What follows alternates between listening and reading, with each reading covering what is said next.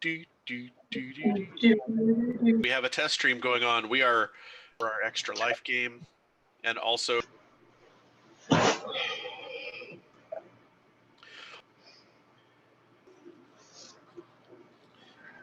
characters are in the town, which acts as a yardstick for whether or not the river can. This was a really prosperous trade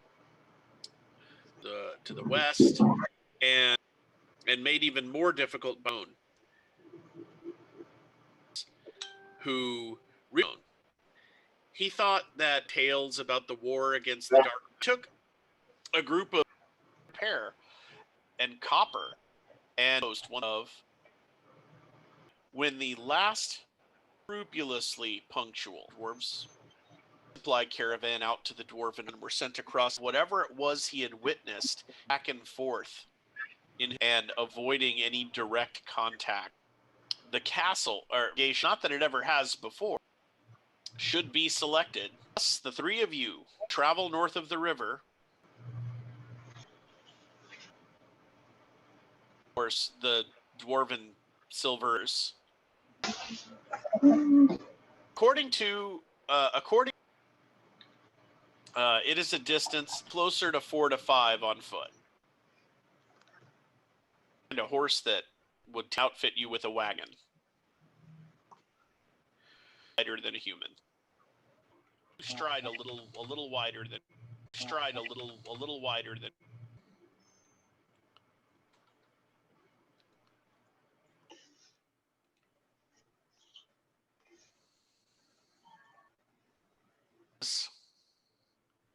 And basic equipment.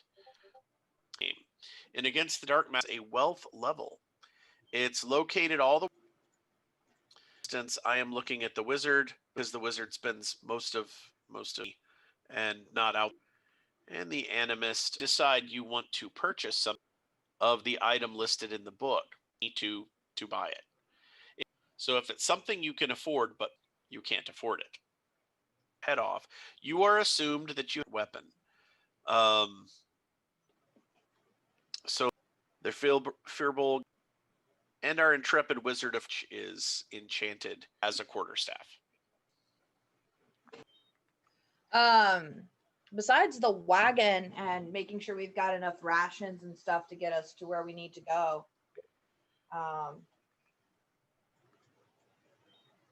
And then it's too late. Right.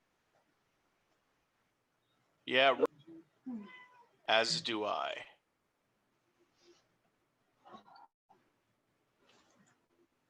That's got to be it, Themyscira, because neither of my kitties are in the room.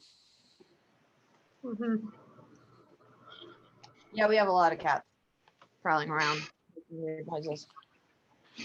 Well, last night, Katra decided to come in here and eat my tortillas, which was really weird. I'm like, you're a carnivore! Yes, but they were tortillas, which made them better. Right. I mean, cat from Texas. Mm-hmm. Okay. So,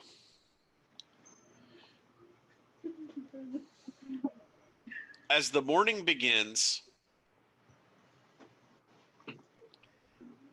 several members of the townsfolk, and a couple of the council are present at the edge of the river, waiting for you to depart. Their looks are somewhat between hope and worry and dread. The trade master who lent you the wagon is there, and he pulls a small polished brass tool out of his pocket and peers through the tool at the dragon rock. He looks up at who's driving the wagon. What skill would that be? Ah, that's a good. I'm going to call it riding.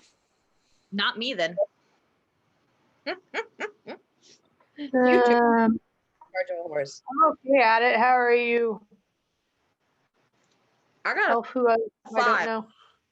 The warrior has a 5 in riding, the wizard has a 25, and the animist a 10. Okay, apparently I'm driving. Wizard it is. All right. Well, I'm not going to require a roll. That's one of the things that the game is pretty upfront about. Is that, hey, if it's something that's a normal thing a character would do, and there's really no huge consequence for failure, just go with it. And so you snap the reins, and the horses start down into the wagon ruts that cross the Brass River. So you get about halfway across, and then I pull an Oregon Trail on you, and you lose half your food. I'm just kidding. Someone dies of dysentery, we're okay. Right.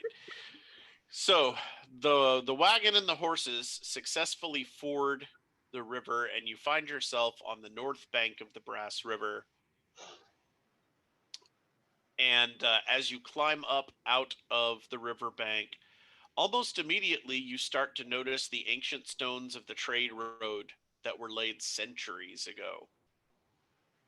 A lot of this part of the trade road is still packed with dirt and even a little bit of vegetation. But as you start on your path towards the Dwarven Fast, you can see that some work has been done on this old road and some clearing. And after about an hour's travel, the road is fairly clear. And all you can see are the stones of the road and these distant stones marked with Dwarven runes every Dwarven league, which is roughly 3 miles, as you travel. It's much easier going than you were expecting. And there's really nothing sinister about this path. You're traveling through forest that is much like the forests on the south edge of the river. It really doesn't feel all that different. As the sun rises to full noon, you're still making very good time up the trade road.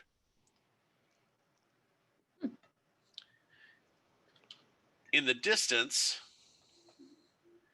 you spot something that looks like a stone building right next to the road.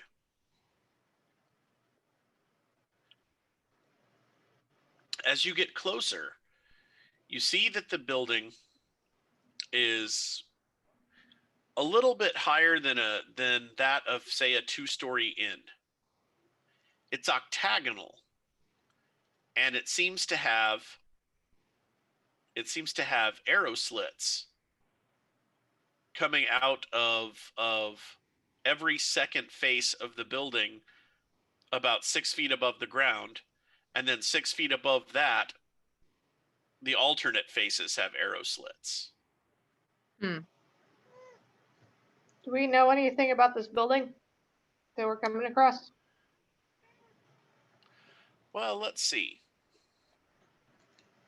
Marked on the map that you were handed by the trade master is a watchtower. There are actually 2 of them between here and the hold. This one is simply marked with a Dwarven number, and that number is 2. Though none of you read Dwarven, they explain to you what the glyph was. And this is the outer marker of the land claimed by the Dwarven Holdfast. There should be a small Dwarven garrison of somewhere between 6 to 10 soldiers, but you don't see anyone. How does the building look? I mean, does it look like abandoned or in good repair? Or It looks in fairly good repair. In fact, as stone buildings go, it looks relatively new. The dwarves really only settled this area 2 decades ago, so the building can't be much older than that. okay. And it's still, and you said it still looks in good repair and everything, It still looks in good repair. but no people. No people. I'm gonna activate my whole I can sense darkness thing. Just to,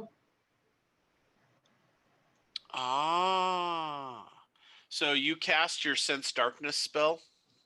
yep. Okay.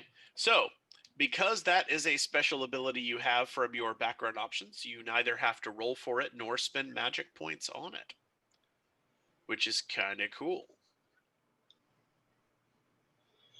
I'm going to go down here and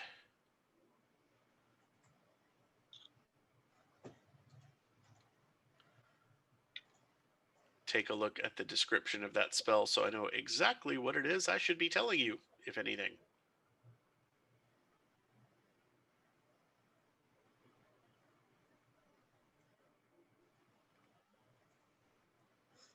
Here we go. So,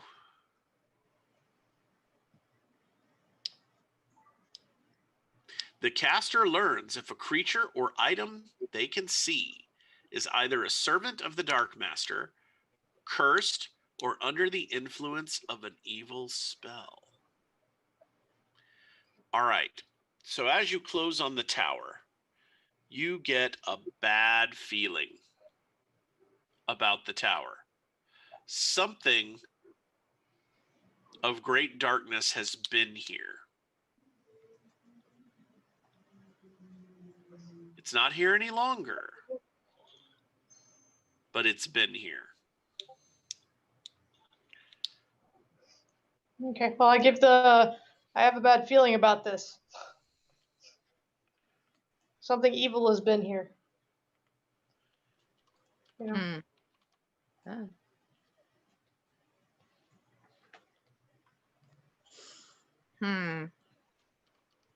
That would explain why there are no more people. Do you know what? Specific what, Willer? No, you can't feel a specific what. It's definitely dark sorcery, but the exact nature you can't say.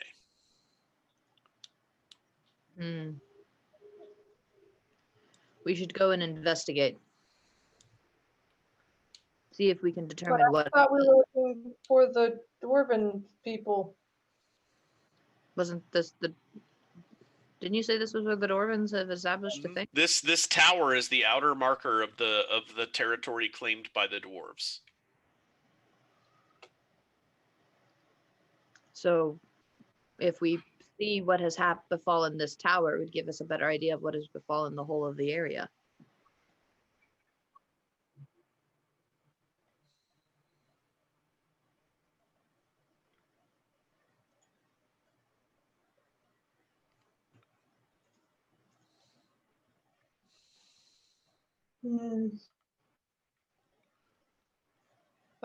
But we kind of know something really, really bad.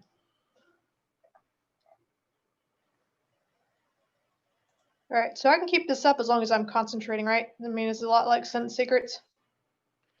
Let's see. Sense darkness. It actually has a it has no duration. So when you cast it, it tells you yes, no, whatever, and then that's that. It gives you an immediate answer. Okay, gotcha. So it's not something I can like keep up while concentrating No, and I'm pretty sure, and as we move along. Gotcha. And I'm verifying this right now. I'm pretty sure it's a once a day thing with your background. But if not, if I am wrong. Healing herbs, that's not what I'm looking for. Besides, if there were herbs in the game, Raoul would be playing.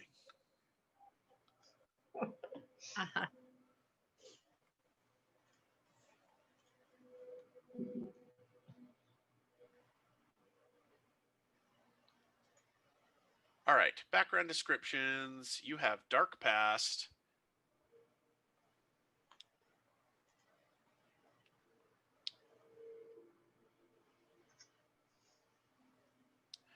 Yes, you can cast Sense Darkness once a day. So yeah, once a day is all you can do it. So yeah, you brought it up. It told you that something in the tower had been affected by dark magics, and that's all it told you. Okay. Yeah.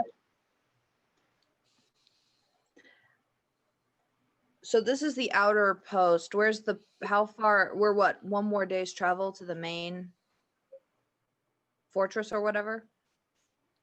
Yes.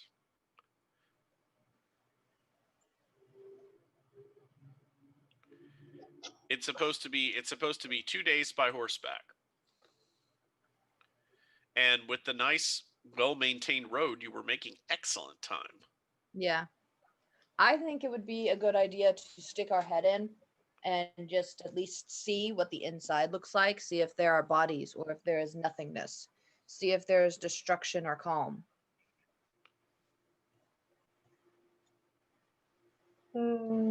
Okay, but I'm staying behind you. Fine. In fact, you may wait in the wagon if you so choose. No, because then something will eat me out here instead. Are we allowed to make some changes to the wagon? I really can't see the stars from inside there. You can sit on the bench in front, next to the wizard. But isn't it safer inside the wagon?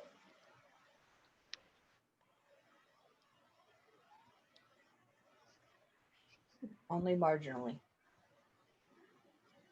Well, as long as I can see the stars. We're gonna go look at the building for the dead bodies. Can you see the stars from inside? Look at you. I mean, for all you know, you could get up to the roof of the building. Maybe the roof is missing and you'll be able to see the stars. We will not know until we have entered. Okay, that sounds like fun. The preppy one is with me. I'm checking out the building. I'm going to. Just, behind you is all. Okay. Then we will head towards to go check. Well, let's steer the wagon as close as we can so we don't leave it unattended. All right. So, circling around the tower, you see that the tower has a very, very stout wooden door bound with iron on the face of the tower that is, facing north, towards Tholin's Fast. The door seems to be closed,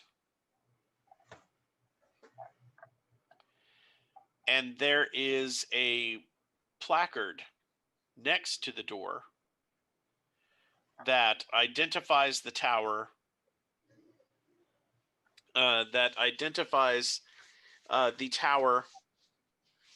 identifies it in several languages, including the common language of men, the language of the elves, and that of the Firbolg.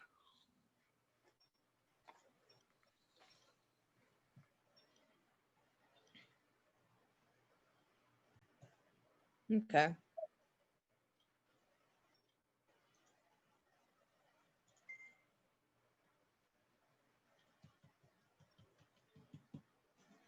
Do we know people who speak those words? Well, I mean, you speak the language of the Firbolg, and of course, I know common. Yeah, Alaric Kane speaks the language of men. I forgot I was Froberg for a minute. Like, Okay. And you said this was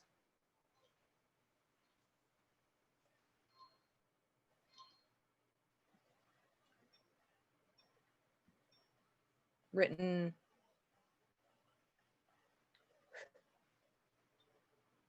on the Right. So if you understand the Dwarven calendar, this tower is probably about 10 to 12 years old. Okay.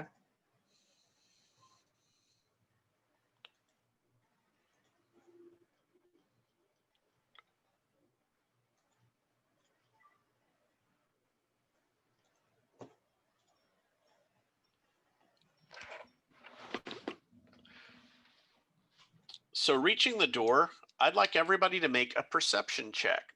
So roll your percentage dice and add your perception total.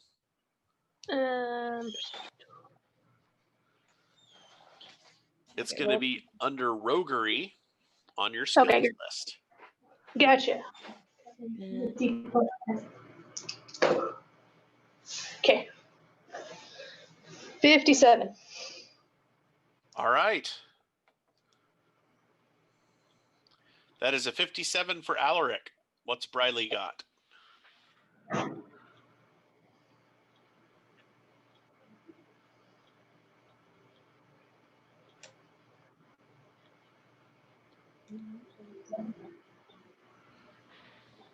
And do we have a name for the Elven Stargazer?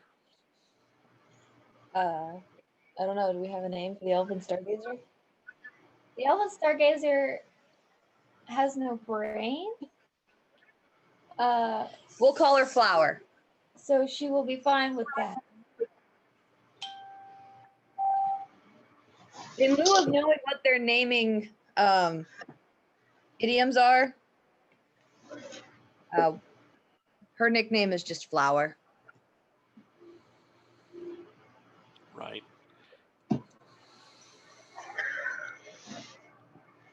She's 'Cause, you know, ridiculously wise, though. You are ridiculously wise. It doesn't mean I have a lot of smarts.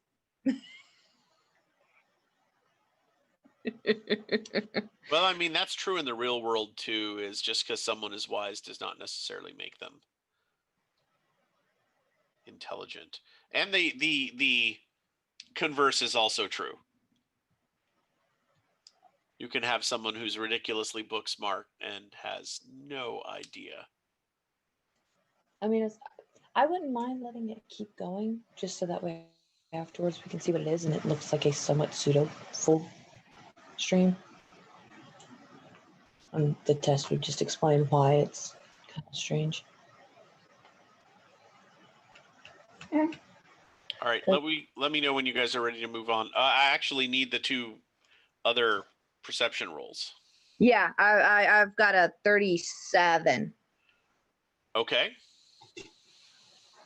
So perception plus. I'm gonna roll dice, and I'm not paying attention. So you tell me what's up. Well, yeah, that's what we're figuring out is what's up. You have to add your perception. 45 is the animist's perception. So she got a 56 on her dice plus 45. Nice, 101. So, our silver elf animist is the only one that picks up on this before you guys get to the door. Living in the forest, with the elves, and being used to game hunting, you pick up the distinct smell that reminds you of animals being cleaned and cured. So viscera and bread. Yes.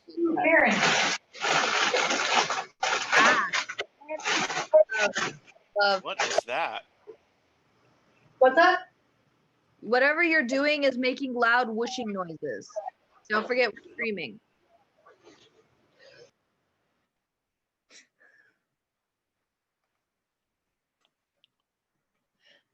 Yes, if you are going to do things that make weird noises, mute first, then make weird noises. I can think of a few things. No, okay. So yes. as you approach the tower, the animist picks up like the very distinct smell of the insides of animals. And I thought they smelled bad on the outside. Right? We are heading just to bring Flower into full awareness. We are heading up into a tower that is the first outer border of the Dwarven area we're checking out. the wizard has said there was great darkness here, is no longer here, but it was here. The place looks in good repair on the outside, but no people that should be here. Okay. And we were going to poke our heads in and see if we could tell what had happened to them. Okay. Flower stares up at the sky and she says, "Ah, the night was not kind tonight. These people probably went to the star."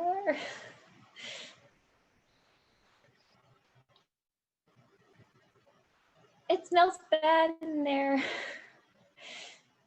It smells bad. Okay.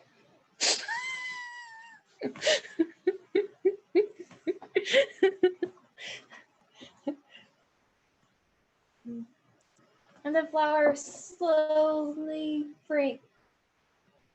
blinks and she says, "I'm not really sure where I am." Our flower is a little bit of a space case. She's like the nutty professor.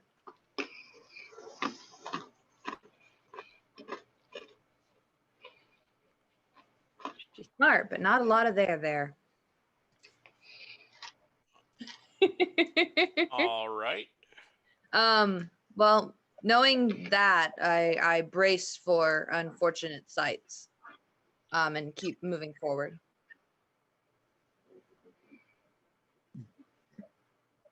Because now we have a better idea of what we will find inside the building. All right. I follow closely behind the big warrior person, holding my staff. All right. The door does not seem to actually be braced or locked in any way. In fact, if you give it a push, it seems to want to swing inward. With probably a very creepy, like, creak. A little bit, yeah.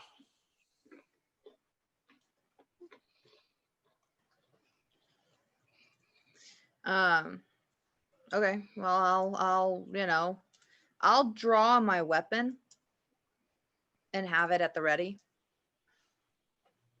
And slowly begin to glance inside.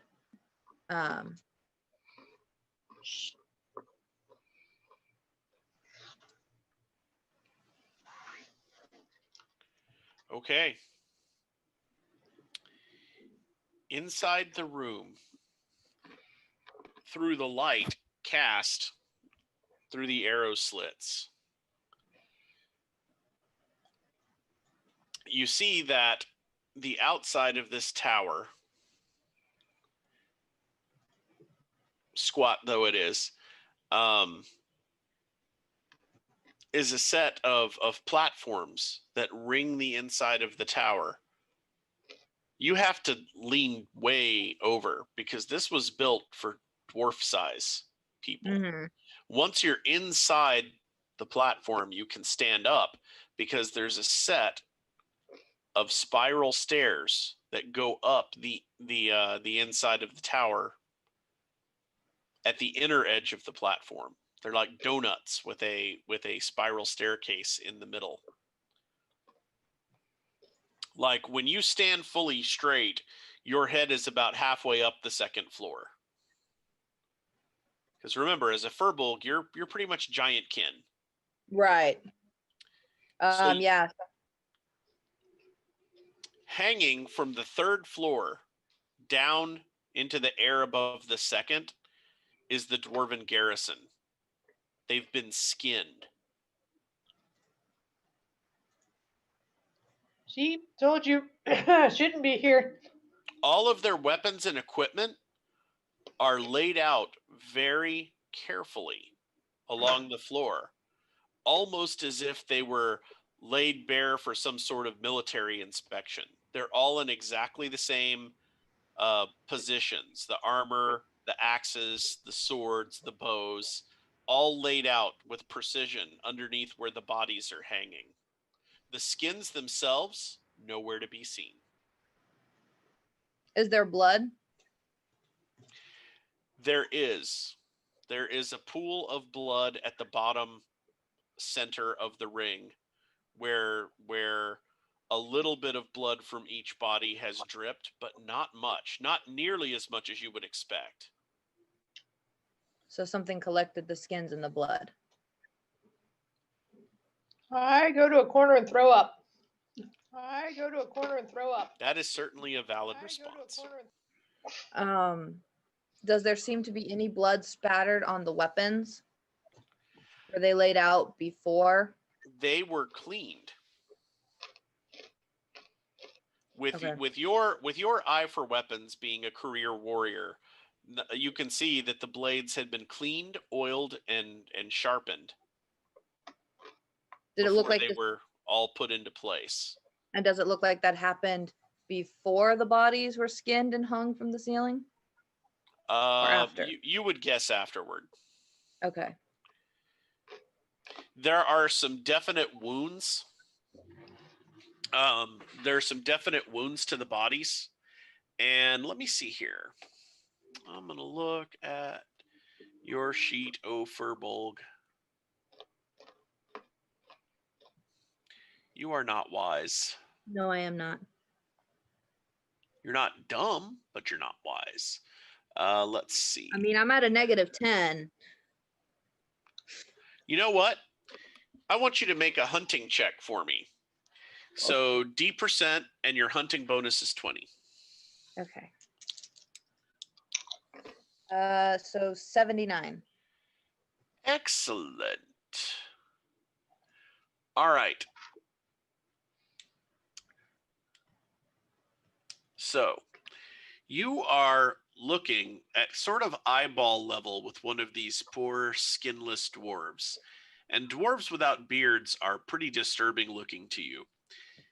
I bet. You see the wounds that are probably responsible for killing this poor creature and realize that they're rather odd. They appear to be claw marks, but they're far too regular and far too neat. They would have been done with something as sharp as good steel, but the shape and the direction of the attacks suggest claws, but only two. There's only 2 sets of claws? Well, like there's only 2 claws to each wound rather than any other number, which would probably be more common. 3 or 5 or whatever. 3 or 5, exactly. And the claws appear to leave almost sword wounds, knife wounds. They're very, very clean cuts. They're not like a tearing cut. What if it was a 2-clawed weapon? That could be possible. Like a sword or sickle almost like thing that's got 2 clawed prongs. That would be possible. Okay.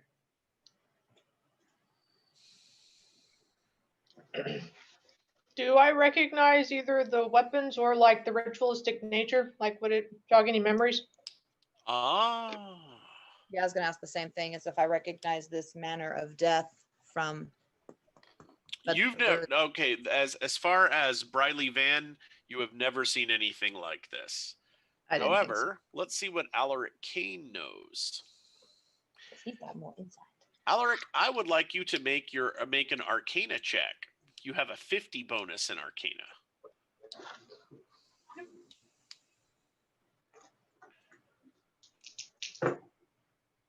94 on the die, so 144. Nice. Yes. So this reminds you uncomfortably of something you saw in a book once. Okay. You were reading an ancient tome that supposedly cataloged the various servants of the Dark Master. There are stories that the entire orcish race was created by the Dark Master to do his bidding, and that there were other creatures like fellwings and other creatures that were created by twisting natural creatures with dark sorcery. You seem to remember an illustration in one of those books of a creature roughly somewhere between halfling and dwarven size that was wearing bracers with a pair of blades on them that might make very similar wounds.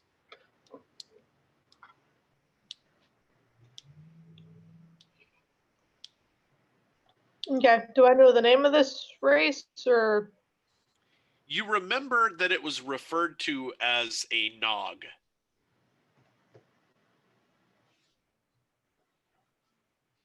Okay. I will pass that information on to the big one. It's like, this looks like something I've read about called the Nog. What is a nog? Do they have a tendency to fillet their victims? That wasn't mentioned in the book. Well, the weapon marks, they look like maybe a Nog. They're kind of like a evil thing, roughly the size of like a halfling or a dwarf.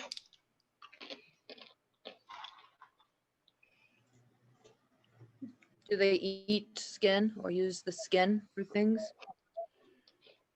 I don't know.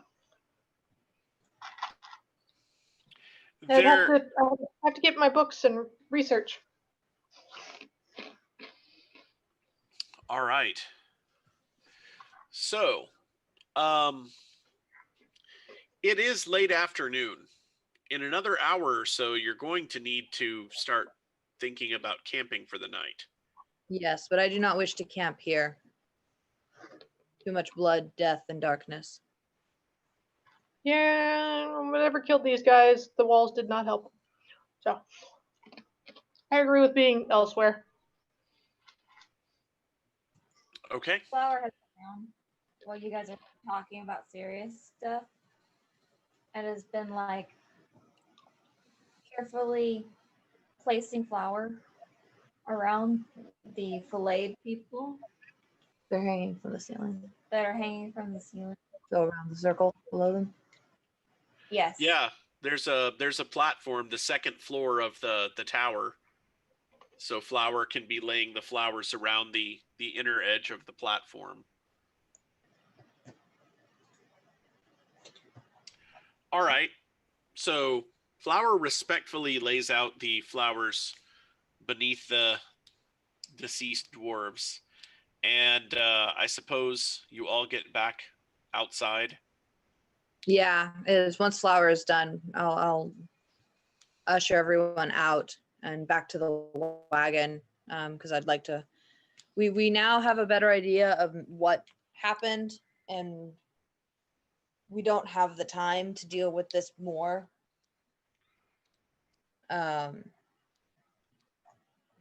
Possibly on our way back, we can take the time to bury them properly, or whatever the Dwarven method of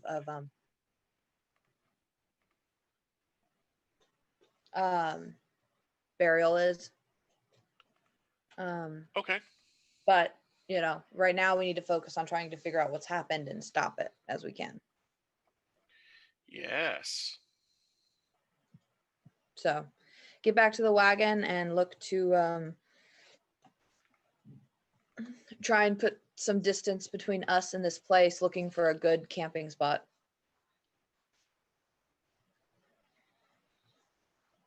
All right.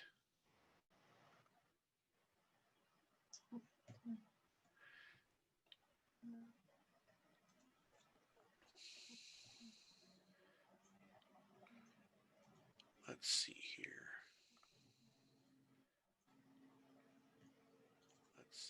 All right.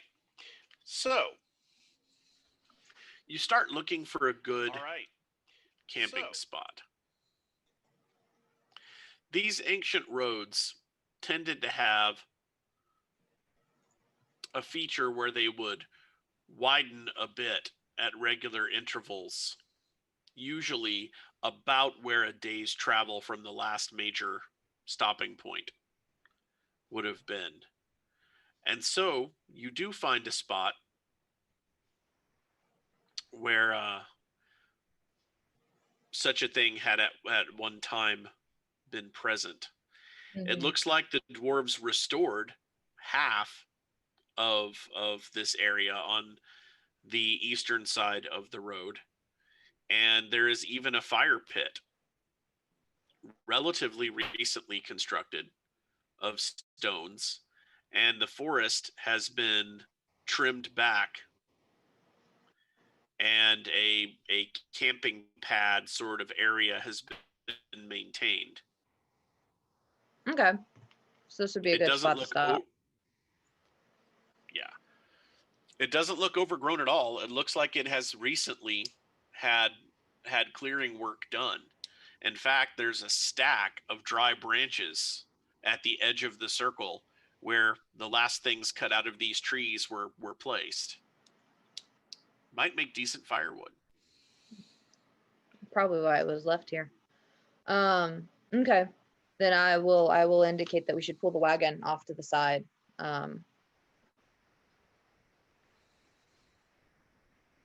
We can use the side of the wagon. We can either sleep in the wagon, or if we have or we can use it as a brace to pitch tents against. Okay.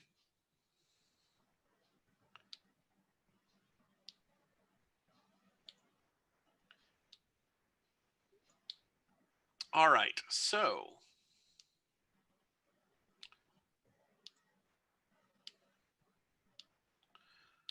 let's see here.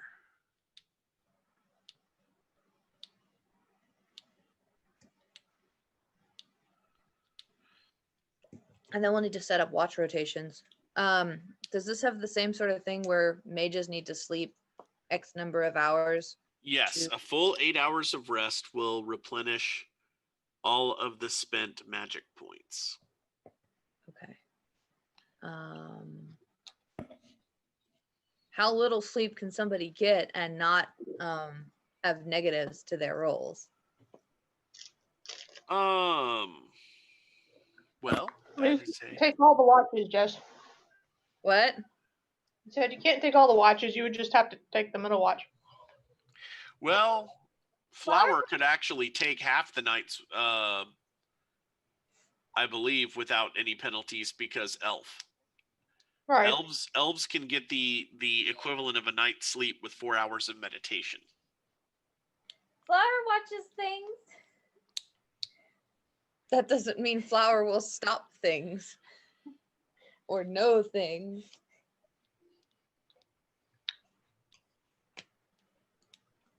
I think we should evenly split the watches. Okay. The wizard has. I don't think either of your spellcasters has actually spent any magic points yet. Mine Did wasn't. My spell was an 8. I didn't use magic points for it. Oh, okay. Well then, yeah, we'll just evenly split the watch overnight since they don't need to. I'll still take the middle. Just because wizard should always begin or end a watch.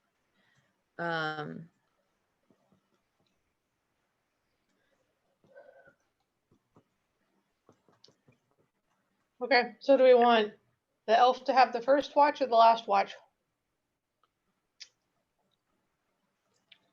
Flower stares at the stars. Flower, you have to pay attention when you're on watch. The stars will tell me. No, they won't. Your eyes must be at the level with the ground, not at the ground, but level with it. You must look at the horizon. You must look at the surroundings. You must be aware of what is happening around you. Flower sits down to pick flowers.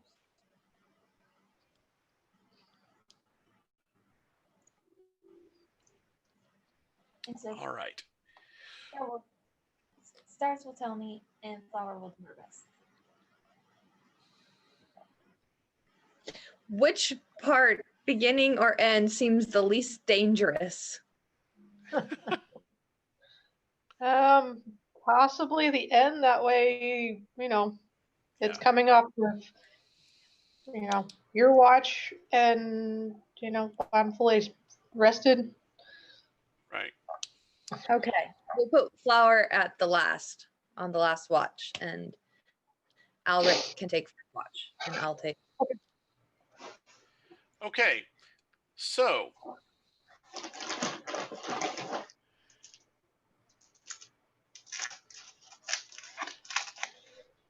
oh good. Jesse, toss D% and add 5, please. Okay. 86. All right. I believe that is a partial. Yes, it is. That is a partial success. All right. Yay. So the night begins to pass fairly uneventfully. The woods are not quite as noisy as they are back home, but not completely silent. There's a light breeze blowing, and the forest as you're used to. Something is just a little off, but not so much that you're not able to fall asleep. Let's see, who hasn't done much rolling? Jen or CJ, one of you roll a D10 for me. CJ to roll?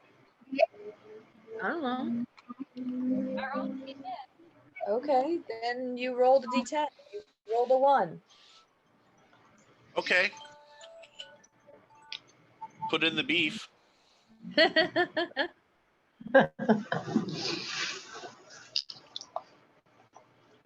me guess. So God, oh God, we're all gonna die. Yeah. It would be Flower. Okay, actually on my list, Briley is the first character in the listing. So, okay. Line up. Briley, while you are asleep, you have a disturbing dream. You dream that you are standing in the center of your campsite, that your allies are fast asleep on either side of the fire pit, and that you are suddenly aware of a pair of sickly yellow eyes staring at you from the underbrush, and then another pair about 5 feet to the left, and a third pair to the right. And before you know it, they're all around you, staring from the darkness. Not a single one of the eyes blinks, and they are all fixed directly upon you. And this is during my watch?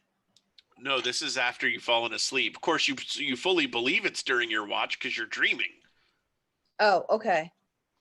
So it's post my watch, it's Flower's watch. Right. Okay. But I am dreaming. Okay. I can I move in my dream? Sure. What would you like to do? I will come to my feet and draw my weapon. All right. The eyes are still entirely fixed on you. So many pair that you can't count them all. They're all around you. They're behind you. They're to your sides. And even though nothing is moving, they feel like they're getting closer. I will quietly try and rouse Alric with the toe of my. All right. You take your toe and you tap Alric Alric flops over on his back and his blanket falls open to reveal that he is flayed just like the dwarves. I will nudge Flower with my other toe. All right. Your subconscious now knows what a skinless elf looks like. You are alone, and it seems the fire is growing dimmer.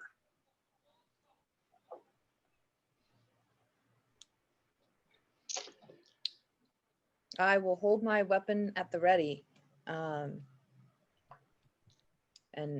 look at the eyes, and if this is to be my end, or if this is to come to be, bring it. All right. So, one of the pairs of eyes explodes forward in just this flash of movement that's too fast for you to track. You feel a pair of claws dragging themselves across your chest, and then realize you are looking up at a fully alive and well Flower and Alaric trying to rouse you from your sleep.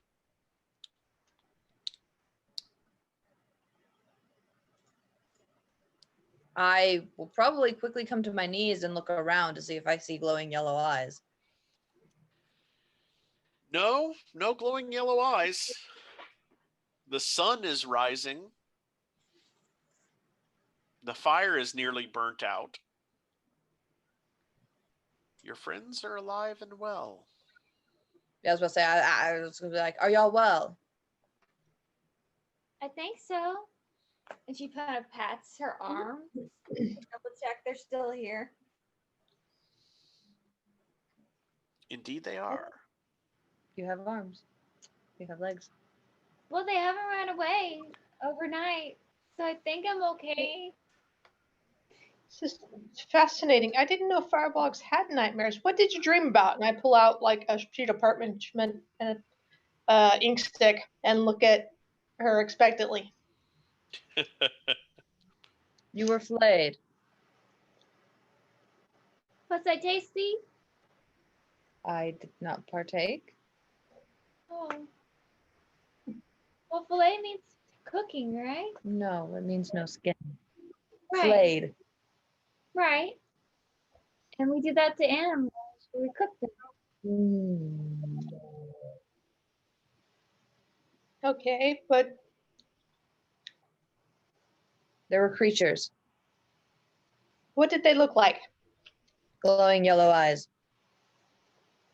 And Claws. okay, size?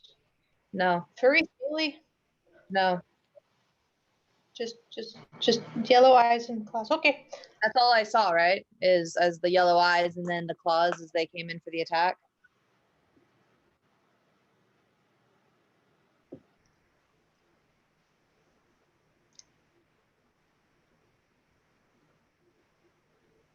Say again.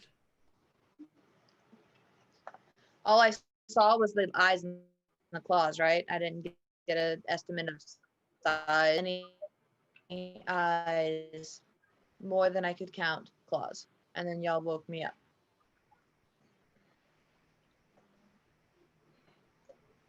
I suppose we can go back to town live by Hang on. Okay, repeat that. hopeful voice. Claw.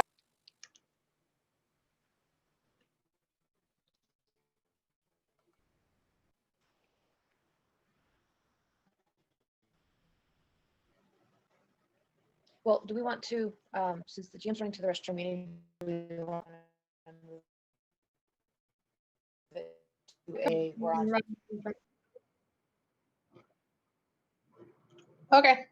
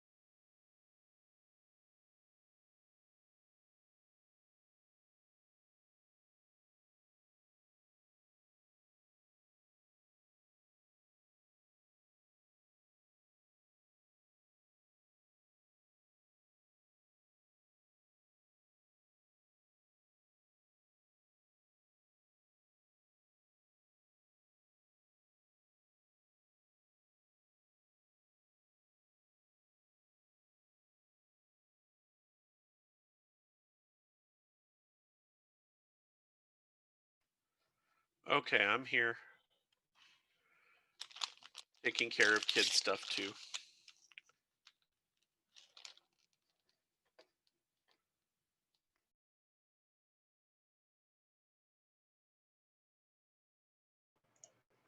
Yeah, I'm still around too. I mean, it's not like I have anywhere to go. So let me know everyone's back online, ready to play. Right?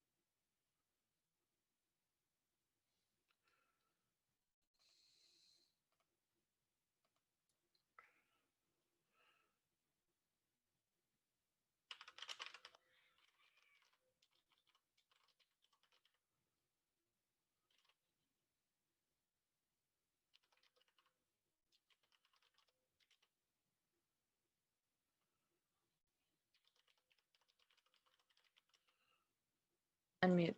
Hi, I'm back. Um, Hi, I'm back.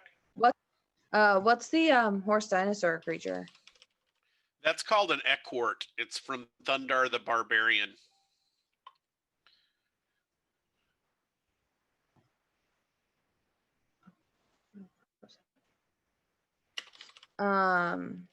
Is Alric back? Never went anywhere. Oh, okay. Sorry, I had to go get Jace Not down. allowed to go anywhere, correct?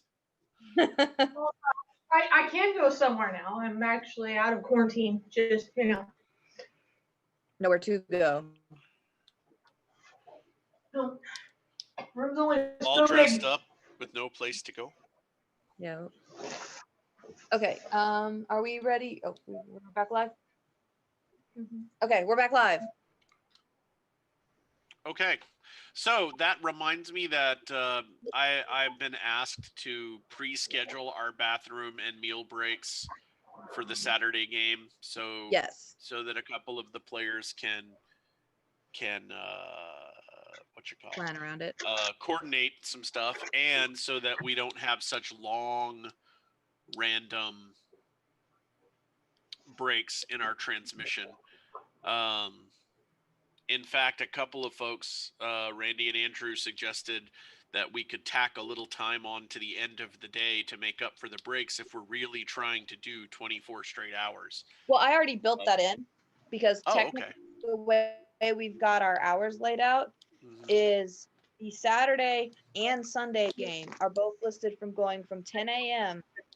from 1000 to 2200, which is 12 hours Yeah. or 10 hours. So that's 24 plus Friday, so we can subtract breaks. Right. Okay, Because I that's wanted fine. to build in enough time for an hour, the 30-minute to an hour, like an hour's worth of meal breaks for lunch and dinner, and bio breaks on all 3 days. Yeah, we just want to make sure that they're not too long so we don't lose audience. Yeah. All right. So, well, and luckily with Shadowrun, we won't be learning rules as we go because we kind of already know those rules. Right. Okay, so back to where we were going. Sorry, saw your dice. You need to double check. I think I'm done for the link for now. Oh, I need to do the test donation. Yeah, I believe Alec was suggesting that we just go back to town now since we know what's happening to people. Well, no, because we know what happened here, but we need to figure out what happened further in, if everybody's dead or. Well, we could probably assume they are.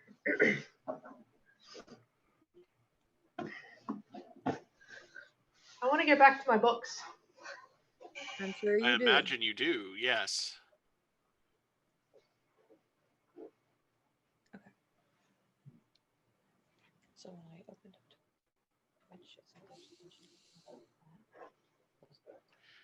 All right.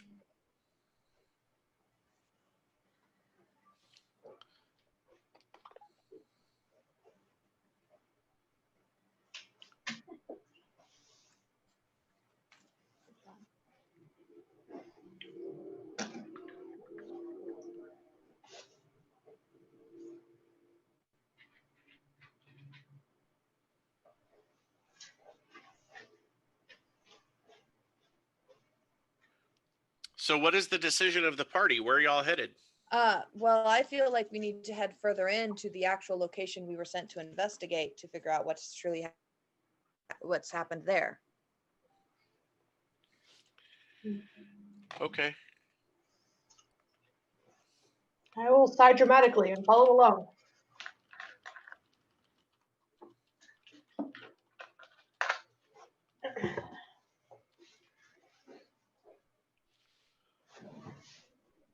All right. So you guys continue on your northward journey, pulling the cart back on to the road. Several hours into the northward journey, just about the time you're thinking about opening up your packs and pulling out some more of the rations to take the edge off your hunger.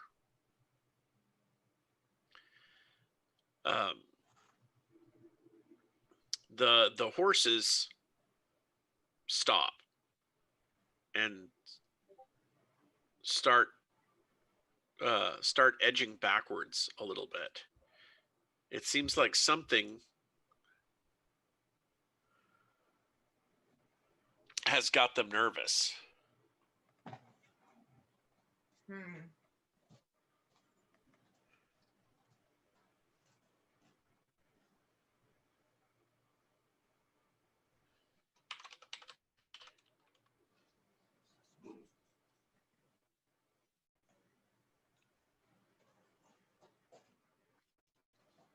I will hand to my weapon and look around to see if I can see what is going on. Be alert. Right. The horses are at ease. Perception checks, please. Not that I'm so good at that.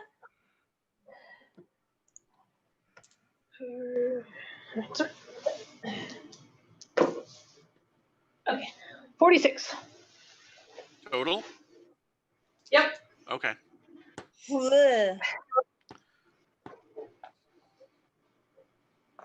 23. Okay.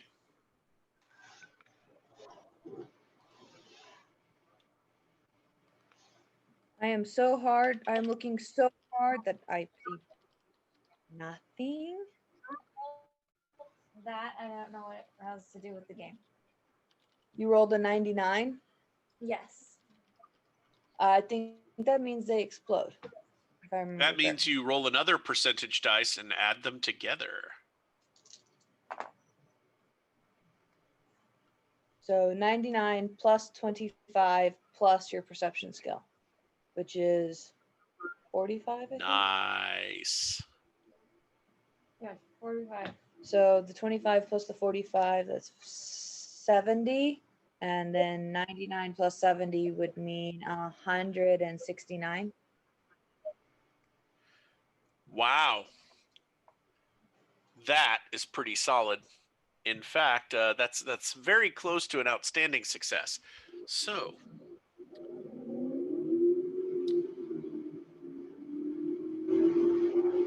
Flower. The demons are calling. Yes, the demons are calling. No, Flower, you have spotted something. Ahead, about 30 yards in front of the nose of your lead horse,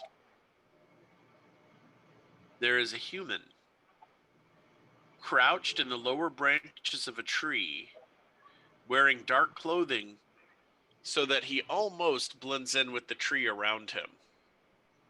He has a bow, and he is drawing a bead on one of you.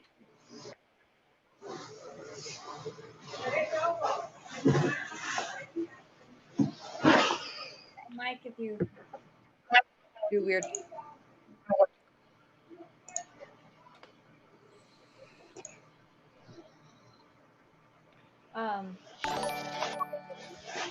Hey, love, can you turn off your mic until you're ready to talk?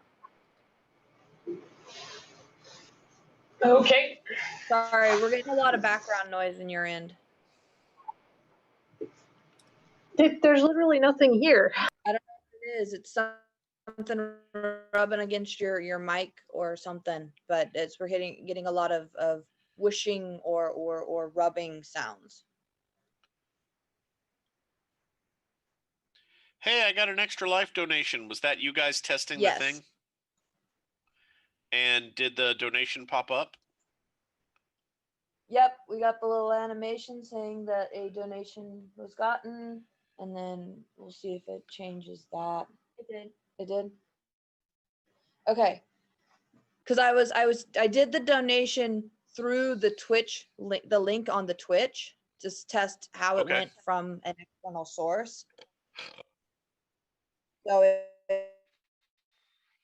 it donated that popped up and said, hey, you got a donation, and the bar that Jen added at the bottom that's tracking how we stand of amount versus goal updated. So it live will show where we're at on our goal. Yeah, because I think it was 145. Now it's at 146. Yeah, so I only just did 10. Yeah. And then it updated test. I wanted it to be really obvious. Yes. Which one? So I put the name as test. So everything is synced and working properly, which I think was the last thing we really needed to test on function. Yes. Okay, so we should be good for So with, actual extra life. yeah, I think with that, that means everything looks like it's working properly. We just have to tweak the layout each morning to make sure everything's lined up correctly and make sure everybody understands how it works before we go live. So, okay, but back to the game. You see a person in a tree with a bow looking like they're about to shoot one of us.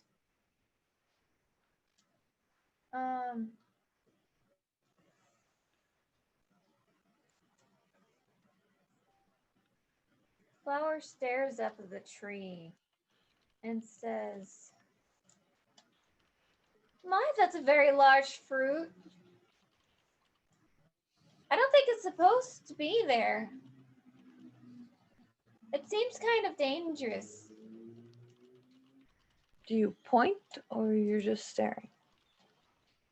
Staring for now. I will follow her line of sight Wow, to see what this Kaylee.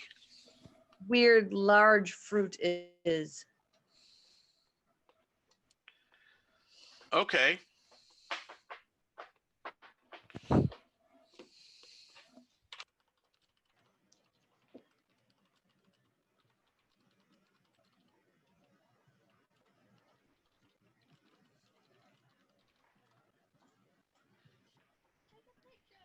Okay. Hang on a second. Kaylee is vying for my attention.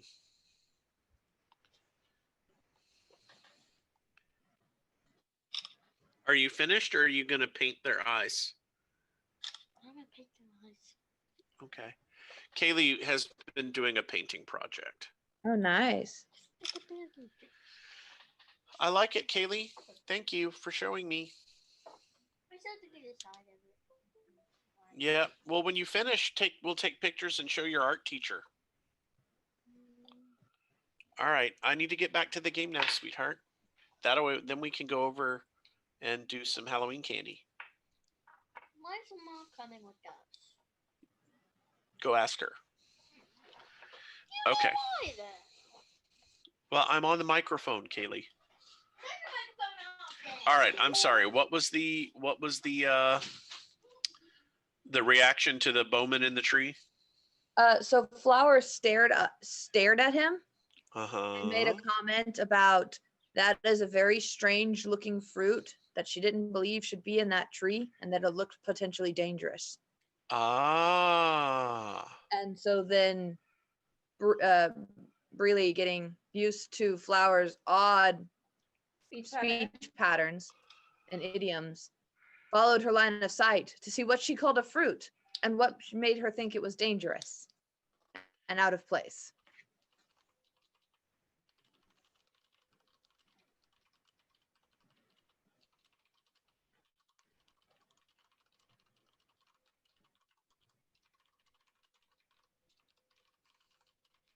Ah, see? Okay.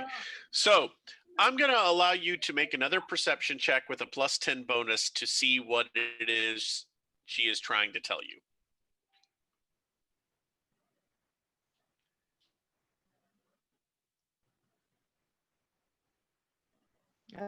Okay. Dice don't hate me. Well, that's slightly better.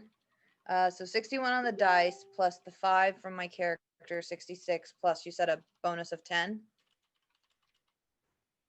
Yes. So 76. 76. All right. So you don't quite spot him before he gets his shot off. So let's see what happens.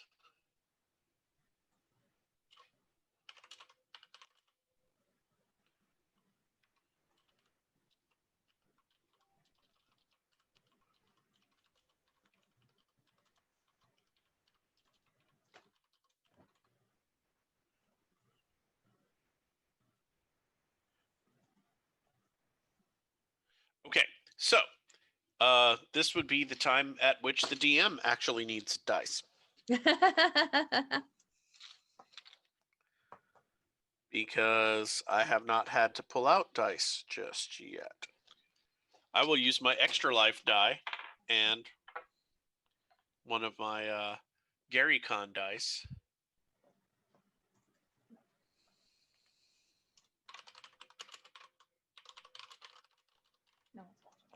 No, that's fine. Testing to see what comments go through. Okay. All right. So here is what happens. Taking a look at our friend, the Furbolg Warrior. You are wearing a leather jerkin and you have a defense of 20. Okay. You said you grabbed your weapon. Yes. Does that include your shield or just your spear? Probably just the spear. Well, how easy would it have been to get my shield to hand? I mean, if it's just sitting in the back of the wagon, not difficult at all. Because if we were possibly moving quickly into combat, then yeah, I probably would have grabbed my shield. Because I'm pretty much supposed to be armor and tank for the two squishies who, stand behind me and cast from around my shoulders. Okay. So let's do this. I am tossing the dice.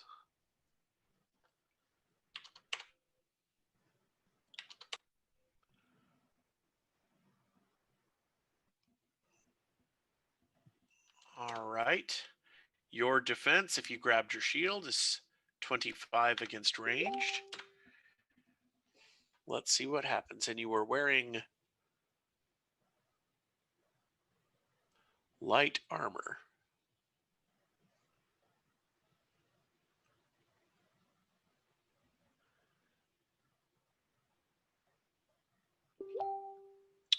That is hit for no damage. So the arrow comes in and goes into your shield. Now you know there's somebody definitely out there. Right. A flower will go, oh, it's not a fruit. No. That would be an archer. So creature then. Some kind of animal? Point it out and I can tell you. What? Where is it? Oh, right there.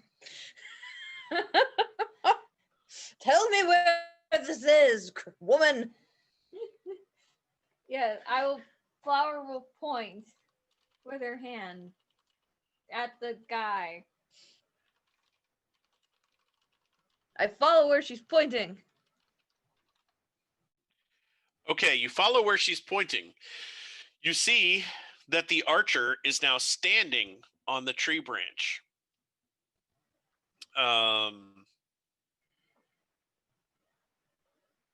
So we go into combat rounds. Yay. Something is happening, and it is now combat rounds. Combat. Which is new. We haven't done this yet. Okay. So the tactical round is about 5 seconds of game time. The first phase of every round is the assessment phase. During this time, we will keep track of lasting effects like spell durations, etc., and so on. None of that is happening right now, so we're going to jump to the next phase, which is the action declaration phase. This is where you say what it is you are going to try to do. So,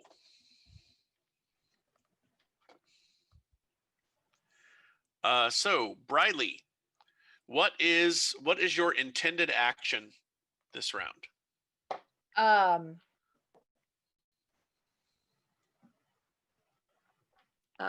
Probably to get out, move off of the wagon so I can start to move closer to the person with the arrow. Or actually, no, because he can shoot over me then.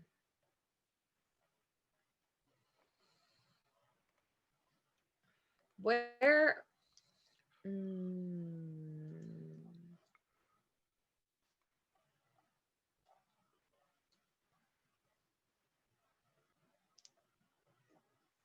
I'm going to move to position myself between the archer and the horse.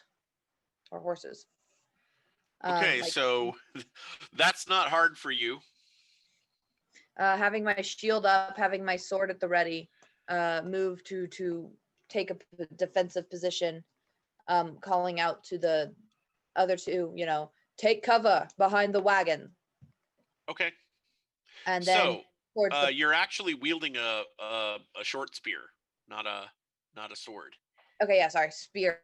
I keep saying sword, and it's a spear. Yeah, you have a spear and a shield and a mountain of flesh. Spear and magic helmet. Magic helmet? All right. So, Briley, what is your intention? Oh, no, I just asked you that. Yes. Sorry, Alaric, what is your intention? My intention is to jump off the wagon and get behind it. Okay, so you're taking cover. Yes. Flower, what are your intentions?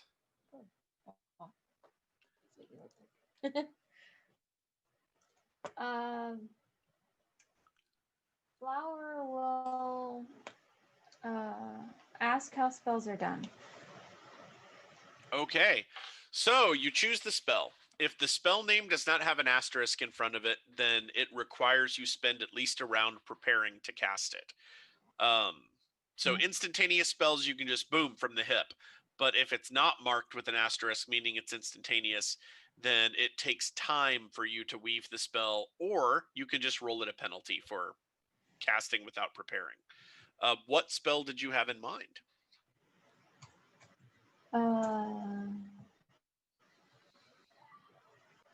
Good question. Because you have many spells. I do. I'm not sure which one I was allowed to do. The first on the list. The first on the list? Okay. The first spell on each list, and you have, 5 lists? Yeah. You have a pretty wide range.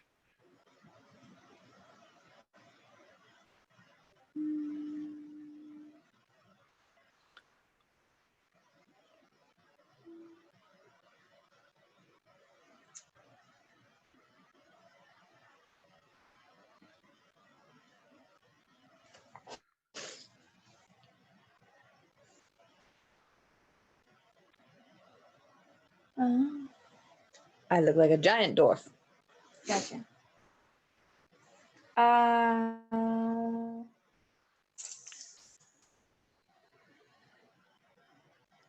important is saves against fear?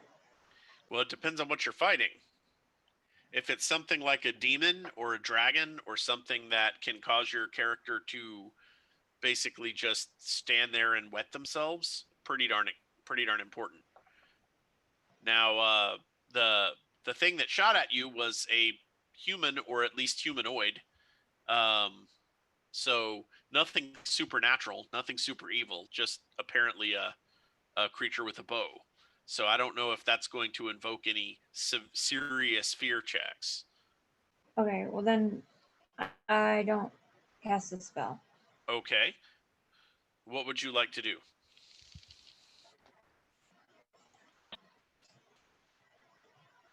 do you want to also cover behind the wagon? Am I on a horse? You were either riding in the wagon or you could be riding on one of the horses pulling the wagon, as you prefer. Well, I saw the person, so if I was in the wagon, I wouldn't have been able to see him, right?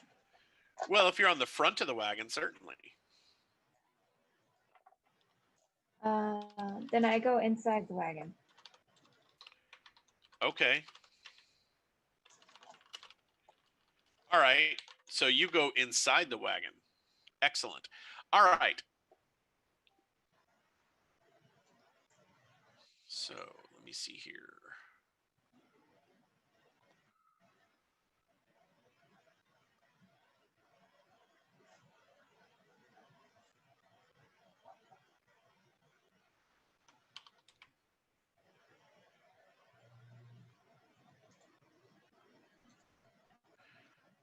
Where did my book go?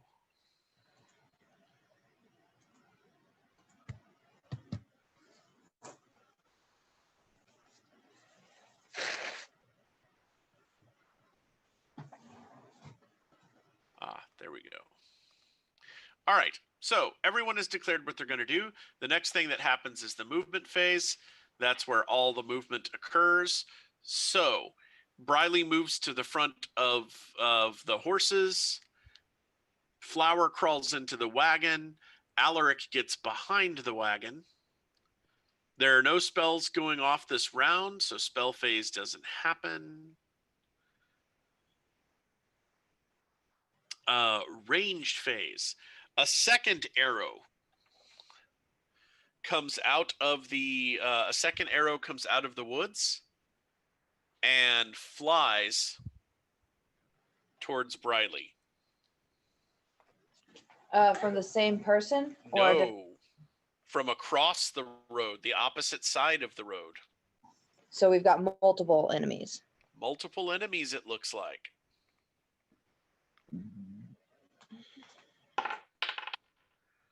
Ooh, this might hurt. And your defense is 25 because you got a shield. That final total is 119. 119 on leather armor is 13 hit points of damage. Ow. Oh, wait, I'm on the wrong table. My bad. 15 hit points of damage and I liked the first one. Sorry, continue. And a moderate piercing critical.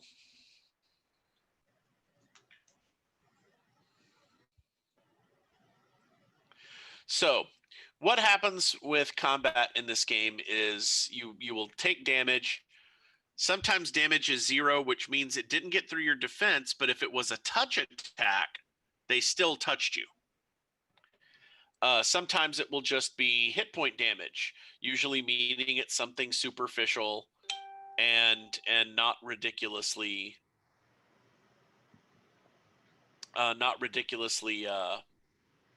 damaging, aside from knocking you around a bit. But then there are criticals. Criticals are what happens when something unfortunate occurs. And something unfortunate just occurred. I'm just trying to figure out how bad.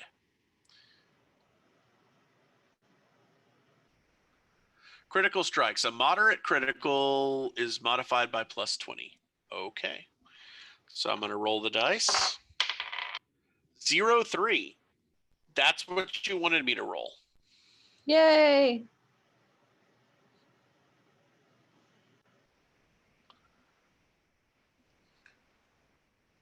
All right. Swoosh, that was close. No extra damage. No, wait, it's plus 20. I'm sorry, that's 23. All right, you're hitting the thigh by an arrow. You take Ow. 3 additional points of damage. So a total of 18 hit points taken? Yes. Okay. my base total was. And I need to check and see if you are wearing greaves, which you are. Good. If you hadn't been wearing greaves, you'd be bleeding right now. Oh, that would have been bad. Yeah. So, thwack. An arrow just sinks itself into your leg. That was not fun. Okay, so I've got 210 hit points max. Yes. No, wait. That No, is the max. max. That is the max for your kin. Right now, let's see. Furbolg, you have 125 hit points total. Okay, so I've had 18 taken out of that total. Okay, Right. feeling much less concerned. Right. So everyone will see that under hit points, they've got their current hit point total and a bruised number to the left of it. When you hit that, that is when your character is actually starting to show some wear and tear. Otherwise, it's superficial. It's kind of like the bloodied value in 4th edition or Gamma World. Mm-hmm. So you are not bloodied.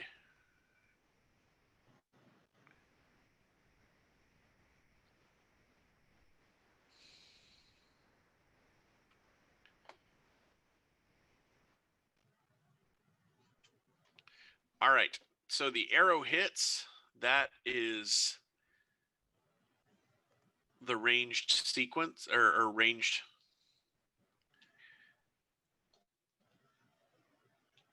All right. And then what happens? Melee phase. All right. No one is in melee range. You could, if you wanted to, attempt to throw your spear, but then you wouldn't have a spear.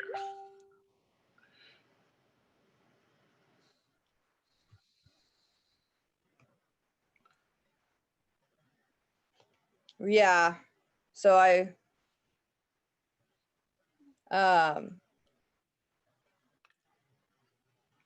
If Randy joins, might be best to pause stream just to stop the stream for now. you mean like stop it or just pause? Well, hang on. Yeah, I definitely don't want to throw my spear because I need access to my spear. Right. What about the dagger? Can I throw the dagger? You could. All right, so you want to draw the dagger this round? Yes. All right, so you spend your action readying your I think dagger. Yeah. Because there's too many people. There's the one up in the tree. There's one in the trees off to the other side of the road that I can't reach, that I don't even see, I don't think. Yeah.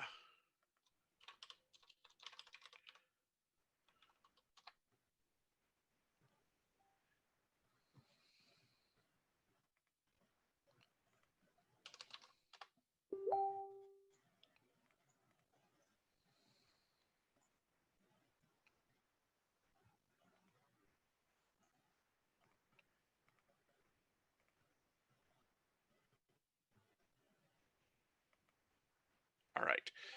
So it looks like another player has dropped a quarter in.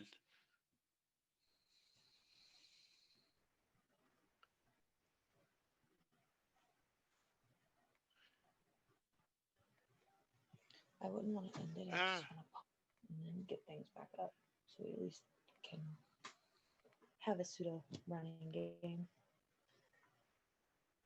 I feel like it's better just end the stream. You feel like it'd be better just in the stream versus the tests? But we're getting donations because we just got another one. No, we didn't. We did? Oh, We didn't get a donation. sorry. No. We're doing a test game. Did we get a donation? No. No. Okay. No, we didn't get donation. It is only a test, and we are horribly fumbling our way through the rules. Well, Jen was wondering if we should, if we want to go ahead and call the stream now that we've technically officially gotten all of our tests done. We've seen that it's pushed out to the 3 sites we want it to push to. We know that the extension for the donation works and everything is live with it. We've got the layout set up. The messaging works the way we expected it to. Like all Sure. the functions, it works. So at this point, we could call it on the streaming part and then just transfer and then just play the game in the Zoom since we're already here, Sure. but not stream it. Since nobody's really watching anyway besides us. Right. That's fine. Because yeah, this was all just a test. Okay. So Because when Randy comes in, I'm gonna have to rearrange everything anyway. right, we're gonna have we'd have to pause the stream or something when once Randy's in because we have to rearrange the videos again because the order will rotate and we'll just All right, shift go things. for it. Okay, so we're gonna officially end the stream. I'm saying this because of the archiving thing. Thank you. If you happen to go, look, there's a video on YouTube now. I'm going to watch what happened. If you really want to know how the game ended, I guess drop us a message and we'll type out what happened once the game is done. Right. Just because somebody may watch it later. Sure. So, and good night all.